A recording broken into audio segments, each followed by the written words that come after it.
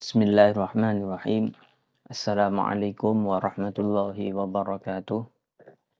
Alhamdulillahirabbil alamin wassalatu wassalamu ala asyrafil anbiya'i wal mursalin sayyidina wa nabiyyina Muhammadin wa ala alihi wa ashabihi wa man tabi'ahum bi ihsanin ila yaumiddin amma ba'du. Alhamdulillah, syukurillah atas rahmat dan nikmat dari Allah Ta'ala. Pada kesempatan kali ini kita kembali dapat melanjutkan pembahasan kitab Imta'ul Asma fi Syarhi Matan Abi Syuja'. Salawat serta salam mudah-mudahan senantiasa diaturkan kepada Nabi besar Muhammad sallallahu alaihi wasallam. Mudah-mudahan kita mendapatkan syafaat dari beliau dari akhir nanti, amin ya rabbal alamin. Mengawali pembahasan kita pada kesempatan kali ini, marilah kita bersama-sama mengirimkan bacaan Fatihah kepada guru-guru kita, kepada ulama-ulama Islam, kepada asatidz kita, khususnya kepada mu'allif kitab Ghaya wa Taqrib dan juga mu'allifah kitab Imta'ul Asma. Mudah-mudahan kita mendapatkan manfaat dari ilmu yang akan kita pelajari hari ini. Ala dunya salihah wa kullinatin thayyibah naqa marfuqan al-Fatihah. Bismillahirrahmanirrahim. Alhamdulillahirabbil alamin. Rahmanirrahim. Maliki yaumiddin. Iyyaka na'budu wa iyyaka nasta'in. Ihdinas siratal mustaqim. Siratal ladzina an'amta 'alaihim ghairil maghdubi alaihim waladdallin. Rabbil ighfir li wa li amin. Alhamdulillah, di pertemuan sebelumnya kita telah menyelesaikan pembahasan mengenai zakat. Kita sudah sampai pada pembahasan yaitu pembagian zakat kepada para mustahiknya, pada orang-orang yang berhak. Di kesempatan kali ini kita akan masuk pada bab yang baru, yaitu rukun Islam. Ya, rukun Islam yang berikutnya yaitu bab puasa. Kitabus Shaum, bab tentang puasa. Jadi pembahasan fikih itu memang diurutkan sebagaimana urutan rukun Islam. Setelah selesai membahas rukun Islam, kemudian baru masuk ke bab yang lain, yaitu bab muamalah, kemudian di qadha. Bab muamalah mengenai transaksi ekonomi, kemudian bab tentang qadha itu pengadilan. Nah, pada kesempatan kali ini kita akan masuk pada pembahasan bab puasa. Ya. Puasa di bahasa Arab tuh kita menyebutnya dengan as-saumu. Nah, as-saum. Nah, saum secara bahasa artinya adalah al-imsak atau menahan. Al-imsaku. Nah, wa syar'an secara syariat, secara istilah adalah imsaku anil muftiri ala wajhin maksus. Menahan dari hal-hal yang membatalkan puasa ala wajhin maksus, yaitu untuk sesuatu yang khusus. Menahan dari sesuatu yang membatalkan untuk perkara yang khusus. Apa itu? Yaitu untuk ibadah. Ini adalah puasa secara istilah. Nah, ibadah puasa itu tidak hanya ada di umat Islam, tapi juga diwajibkan oleh Allah Ta'ala atas umat-umat yang sebelum umatnya Nabi Muhammad. Jadi ibadah yang berbentuk menahan dari makan itu tidak hanya ada ditemui di umat Islam atau umatnya Nabi Muhammad. Wala yajibu fi ghairi Ramadan. Nah, puasa itu yang wajib hanya ada di bulan Ramadan. Yang asalnya wajib hanya ada di bulan Ramadan. Nah, selain itu, mungkin bisa menjadi wajib karena dinazari, jadi adanya nazar. Nah, wasyamu min arkanil Islam man jahada wujubahu kafar. Nah, sebagaimana tadi kami sampaikan bahwa puasa adalah salah satu rukun Islam. Maka barang siapa yang mengingkari dari orang Islam ini, ada orang Islam yang mengingkari kewajiban puasa Ramadan, maka dia telah kafir. Nah, siapa yang mengingkari salah satu dari rukun Islam, maka dia telah kafir. Nah, dalil atau landasan hukum dari kewajiban puasa ini sebagaimana Allah Ta'ala firmankan dalam surat Al-Baqarah, Ya ayyuhalladzina amanu kutiba alaikumus siyamu kama kutiba alal ladzina min qablikum la'allakum tattaqun. Hai orang-orang yang beriman, diwajibkan atas kalian berpuasa sebagaimana diwajibkan atas orang-orang yang sebelum kalian agar kalian bertakwa. Bagaimana tadi kami sampaikan bahwa ibadah puasa itu tidak hanya diwajibkan oleh Allah Ta'ala atas umatnya Nabi Muhammad, tapi juga umat-umat sebelumnya juga ada ibadah yang namanya puasa. Makanya di dalam ayat ini Allah Ta'ala menyebutkan sebagaimana diwajibkan atas orang yang sebelum kalian. Wa yajibu syamu Ramadan bisyadati rajulin adlin. Nah, puasa Ramadan ini wajib ketika masuk bulan Ramadan dengan dilihatnya hilal oleh minimal ya satu orang laki-laki yang adil. Jadi orang laki-laki yang adil kalau dia sudah mengakui telah melihat hilal dan dia mau bersaksi, disumpah bahwa dia telah melihat hilal, maka itu sudah cukup sebagai dasar untuk membuktikan bahwa bulan Ramadan telah masuk, sehingga besok harinya orang itu semua orang wajib berpuasa yang di lingkup wilayahnya. Biru'yati hilalihi. Nah, dengan dilihatnya hilal. Lailatul salasin min Sya'ban au biktimari Sya'ban salasina yauman. Dengan cara melihat hilal di malam 30 bulan Sya'ban atau dengan melengkapi bulan Sya'ban menjadi genap 30. Wa syaraitu wujubis syami arba'atu asya'na. Syarat seseorang itu kemudian diwajibkan puasa Ramadan adalah 4 hal. Nah, yang pertama yaitu al-Islam. Nah, muslim. Kalau orang kafir maka tidak wajib puasa.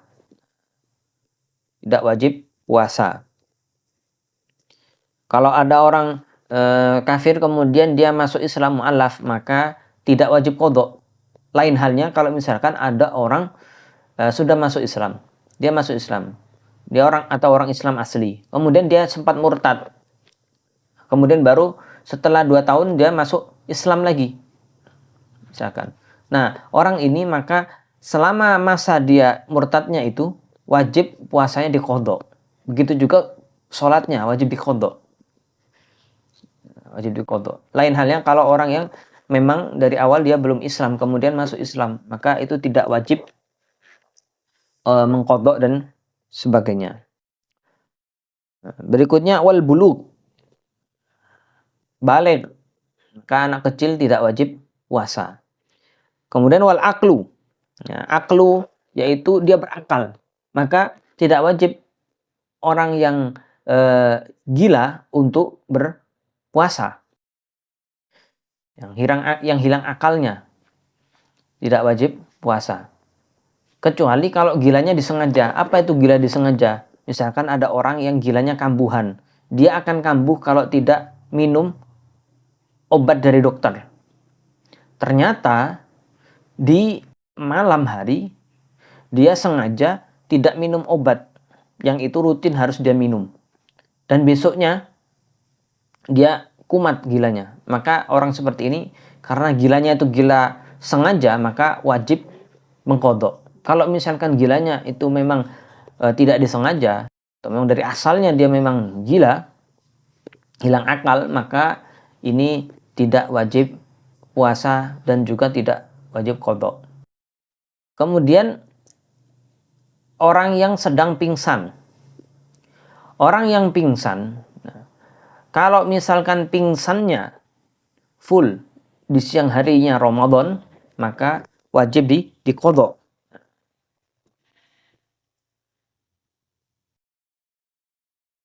Tapi kalau misalkan ada orang satu hari full dari mulai subuh sampai maghrib, dia memang pingsan full, tidak bangun sama sekali, maka orang seperti ini wajib qadha. Tapi kalau misalkan siangnya dia sempat sadar, bangun, akalnya kembali, kemudian pingsan lagi, ini sah puasanya. Bedanya di situ. Jadi orang kalau gilanya tidak disengaja, maka tidak wajib qadha. Tapi kalau pingsan tetap wajib qadha. Ini bedanya antara yang gila dengan yang tadi yang pingsan. Kemudian kalau orang tidur, nah tidur itu sah puasanya. Nah, tidak mensahkan tadi kalau pingsan. Berikutnya wal qudratu ala shaum. Nah, mampu untuk puasa, baik mampu secara fisik maupun secara syariat.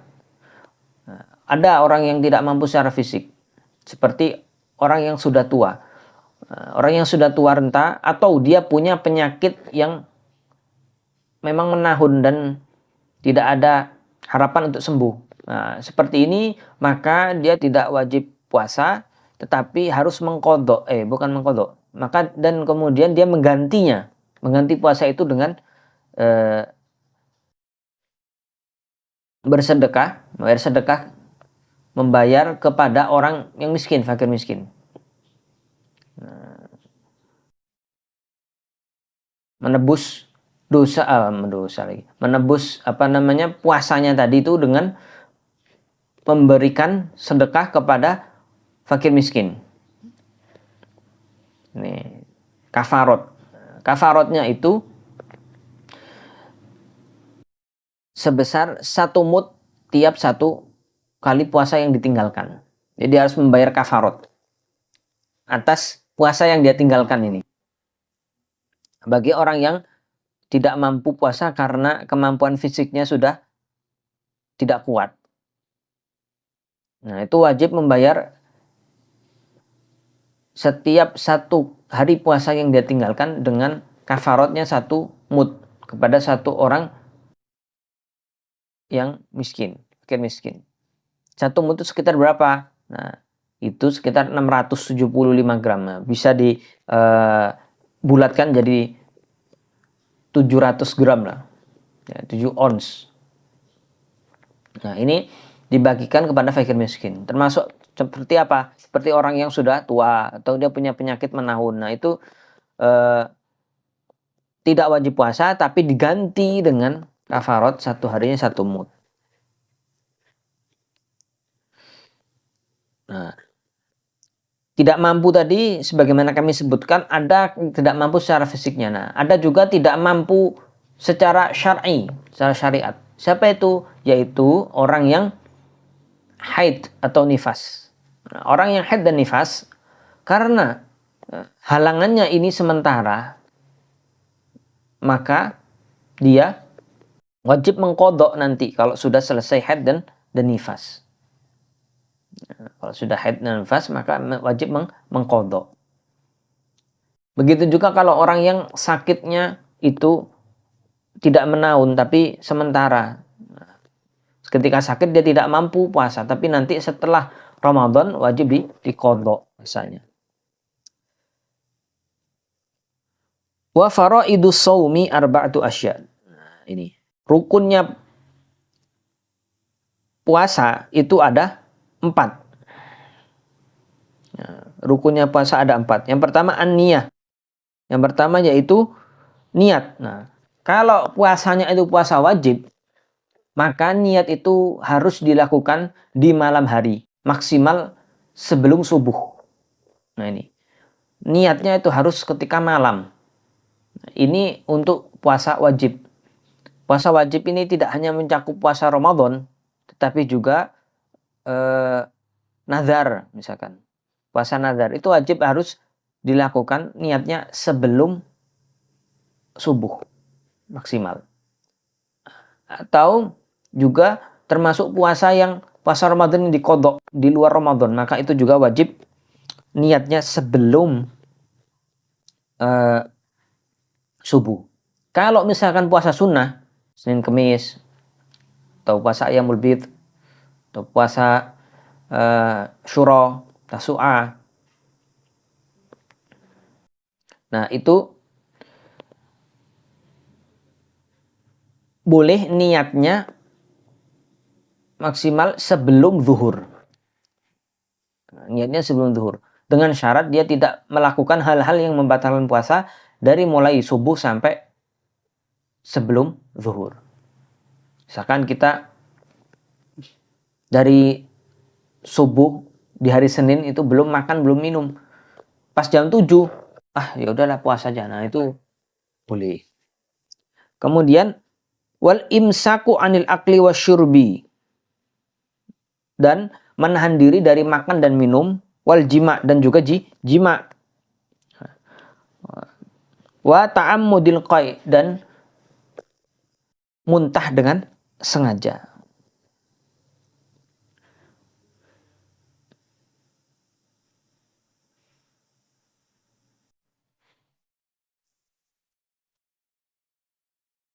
Nah, ini ta'ammudul qai itu bagaimana? Misalkan kalau Anda memasukkan jari ke mulut, biar muntah. Nah, itu ta'ammudul qai, dan itu membatalkan puasa. Faslul mufsidatus shaum. Nah, fasal menerangkan tentang hal-hal yang merusak puasa atau membatalkan puasa. Walladzi yuftiru bihi shaimu asyratu asya. Yang membatalkan puasa itu ada 10 hal.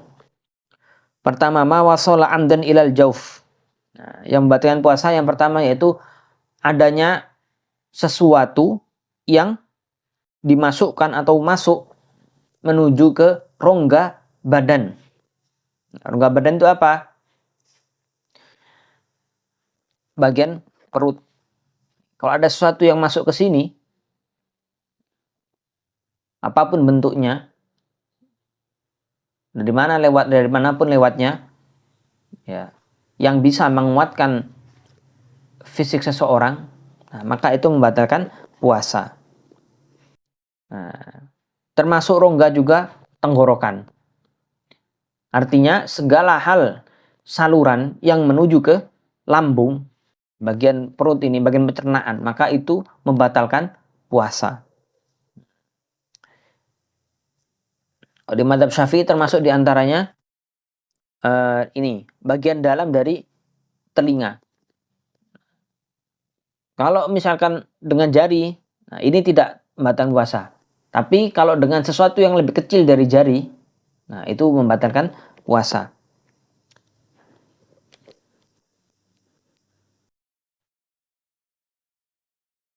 Termasuk apa? Rongga kepala tadi dikatakan apa? Rongga kepala itu bagian dalam dari telinga. Yang dikecualikan adalah mata. Kenapa? Karena mata tidak ada saluran ke bagian perut. Nah, jadi boleh pakai obat tetes mata, boleh. Ini al-am'a usus, kemudian ma'idah lambung, nah, dan sebagainya, meskipun sedikit, kalau ada sesuatu yang masuk ke bagian ini, maka itu membatalkan puasa. Maka kalau ada orang mencuci siwak, kemudian dia siwakan dengan itu, ada airnya, maka membatalkan puasa. Orang berwudu, kemudian kumur-kumur. Nah, kumur-kumurnya yang dilihat, kalau misalkan dia sudah sebisa mungkin membuang airnya, tapi ternyata ada yang sisa, maka tidak membatalkan puasa. Tapi kalau memang kemudian dia tidak hati-hati dan ada yang tersisa dari air itu, maka membatalkan puasa.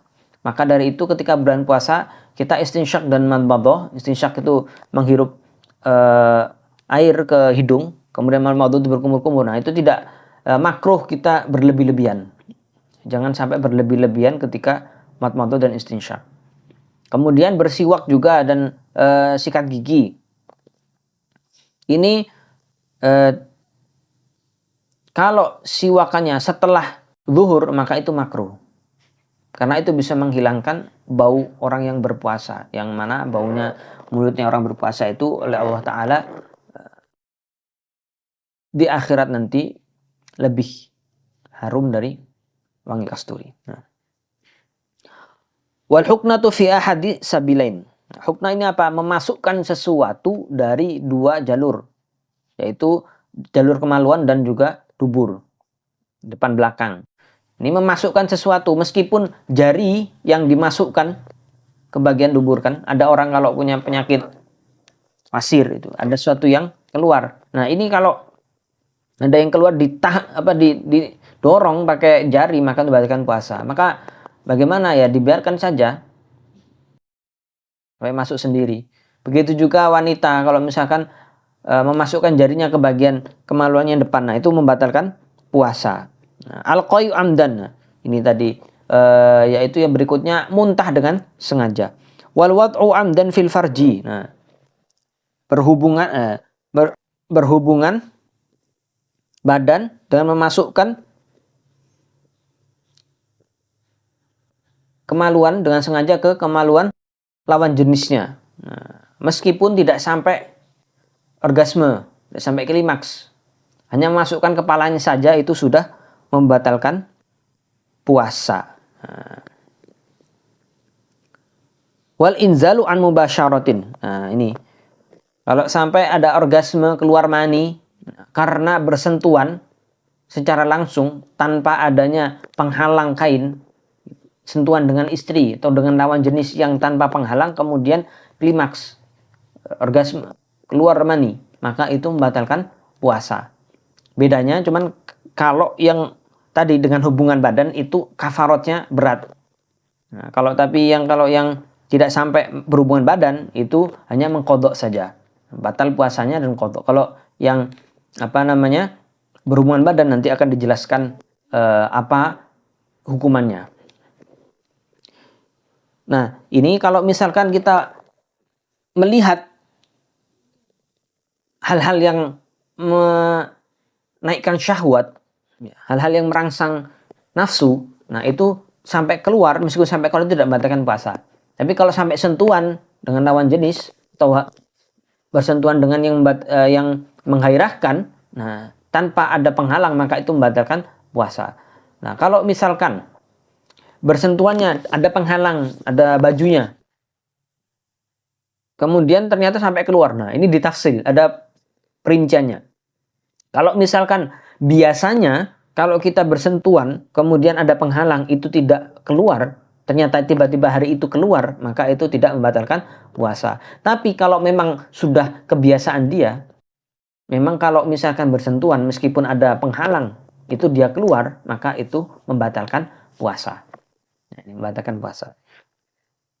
Wal haid, nah haid juga kalau misalkan ada orang puasa tiba-tiba dia haid, maka batal puasanya dan wajib mengqadha. Begitu juga nifas. Kemudian tadi gila, junun. Gila di tengah-tengah puasa wajib membatalkan puasanya. Puasanya batal. Wariddah, begitu juga kalau misalkan naudzubillah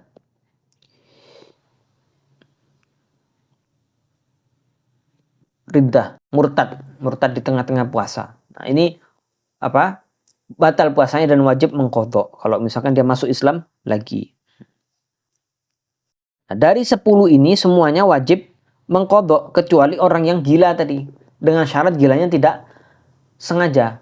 Kalau gilanya sengaja maka wajib qadha. Kalau misalkan tidak sengaja kemudian di tengah-tengah puasa gila, maka itu batal puasanya dan tidak wajib qadha kalau tidak sengaja. Wa yustahabbu fi shaumi thalathatu asya. Nah, disunnahkan, dianjurkan ketika puasa itu ada 3 hal, yaitu ta'jilul fitri. Cepat-cepat buka puasa. Azan udah pasti udah masuk maghrib, udah yakin kita, maka disunahkan untuk segera mungkin buka puasa. Wa ta'khirus sahur, mengakhirkan sahurnya. Mengakhirkan sahur. Jadi kalau bisa sahur itu di akhir-akhir waktu, tapi bukan mepet-mepet azan bukan. Sekiranya sebelum imsak, 10 menit sebelum azan. Karena Rasulullah SAW itu beliau sahurnya itu di akhir waktu sahur, maksudnya tidak di awal-awal jam 12, jam 1, enggak gitu. Kalau di Indonesia itu ya. Ya sekitar jam setengah 4, jam 3 itu. Dan beliau mengakhiri sahurnya itu sekitar bacaan ayat Al-Quran itu 50 ayat. Nah, jadi setelah beliau mengakhiri sahur, kemudian dari jeda antara akhir sahurnya ke adzan subuh itu dikatakan oleh para sahabat kira-kira orang itu bisa baca 50 ayat Al-Quran.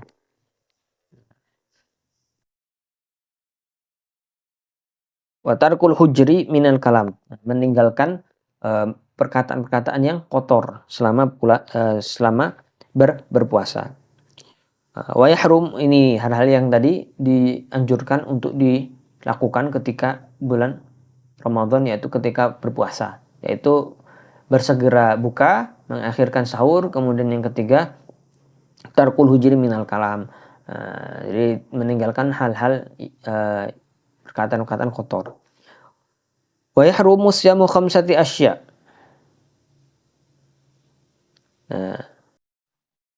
Haram berpuasa.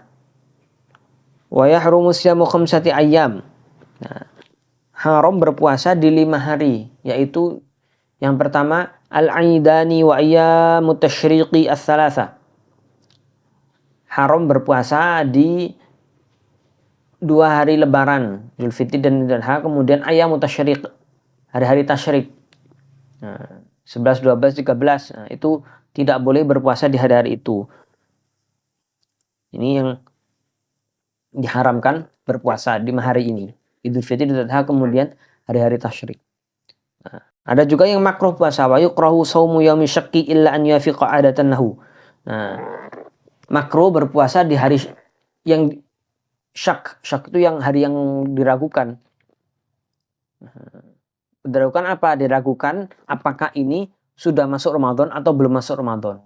Jadi itu di akhir-akhir bulan Sya'ban. Makanya makruh puasa di 15 hari kedua bulan Sya'ban. Kecuali kalau memang itu adalah kebiasaannya. Dia sudah biasa nih puasa Senin Kemis. Nah, maka ya tetap lanjut. Atau dia puasa Daud, tetap lanjut. Atau punya qadha, dia punya utang puasa dari tahun lalu, puasa Ramadan, belum diganti di akhir sampai akhir Sya'ban.